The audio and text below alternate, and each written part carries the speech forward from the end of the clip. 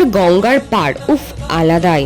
তো সকাল সকাল স্নান টান করে রেডি হয়ে বেরিয়ে পড়লাম সেই পুরনো গ্রুপের সাথে আইসক্রিম খেতে খেতে যাচ্ছি। আমাদের আশেপাশে গঙ্গার ঘাট বলতে ওই ব্যারাকপুরের ধোবিঘাট, মঙ্গল পাণ্ডে ঘাট আর গান্ধীঘাট। তো আমরা ঠিক করতে পারছিলাম না ফার্স্টে যে কোথায় যাব। তারপরে সবাই বলল যে ধোবিঘাটেই যাওয়া যাক, ওখানে পুরো গঙ্গার ভিউটা ভালোভাবে বোঝা যাবে।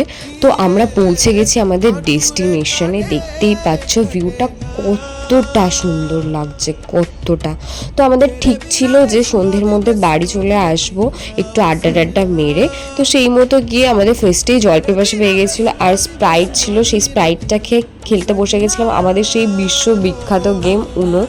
তো উনো টুনো খেলার পর কাকিমণি চালতার আচার বানিয়েছিল পাপড়ির মা, ভীষণই সুন্দর হয়েছিল। সেটা খেয়ে ফুচকা খেয়ে বাড়ি চলে আসলাম। টাটা।